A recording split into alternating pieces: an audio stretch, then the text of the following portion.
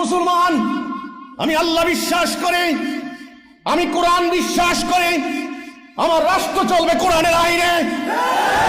আমরা হবে এক জাতি, আমাদের নেতা হবেন একজন, আমরা হুকুম মানব আল্লাহর, দুনিয়াতে আমরা হব সেরা জাতি। এই কথা আমি বলেছি, যেটা আমি বলি নাই।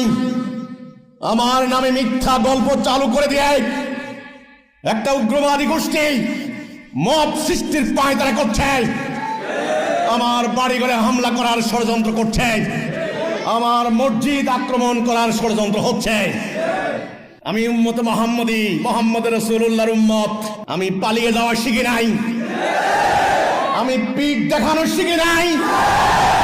আমার রাসূল ৭৮ যুদ্ধ করেছেন, আমার জীবনে একটাও করার ইচ্ছা রয়েছে।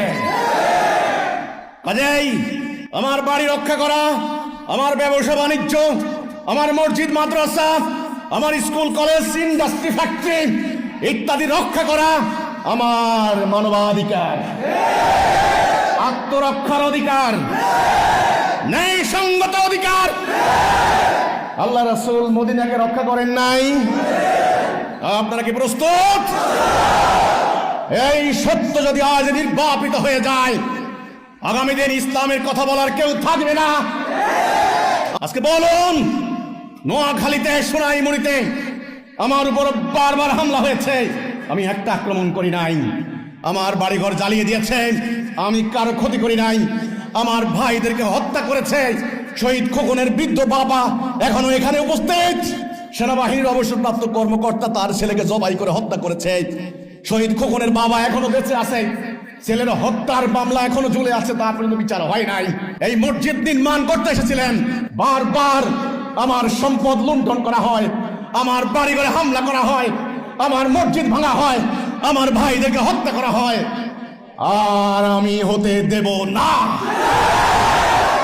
সারা বাংলাদেশ আমার মেসেজ একটা, আমরা মুসলমান, আজ আমাদেরকে বাঁচতে হবে। আমাদের জাতি নিয়ে ষড়যন্ত্র হচ্ছে, এই হানাহানি রাজনীতি। গত সরকারের আমলে যে কয়টা রাজনীতি ছিল, রাজনৈতিক দলের সংখ্যা বাড়ছে না কমছে? বাড়ছে, কমে নাই। ক্ষমতা নিয়ে হানাহানি, কামড়াকামড়ি বাড়ছে না কমছে? বাড়ছে। এটা আর চলতে দেওয়া যাবে না। সিদ্ধান্ত নিতে হবে মুসলমানদেরকে, সিদ্ধান্ত নিতে হবে মুমিনদেরকে। এই সিদ্ধান্ত আপনারা নিতে হবে। আপনারা কি আল্লাহর বিধান চান? আপনারা কি কোরআনের বিধান চান? আপনারা কি হিদায়াতে থাকতে চান? যদি আপনারা আল্লাহর হুকুম চান, যদি আপনারা আল্লাহর বিধান চান, তাহলে আপনাদেরকে এই সিদ্ধান্ত নিতে হবে। আপনারা আল্লাহ রাসূল যেভাবে দিন কায়েম করেছেন, সে দিন কায়েমের সিদ্ধান্ত নিতে হবে।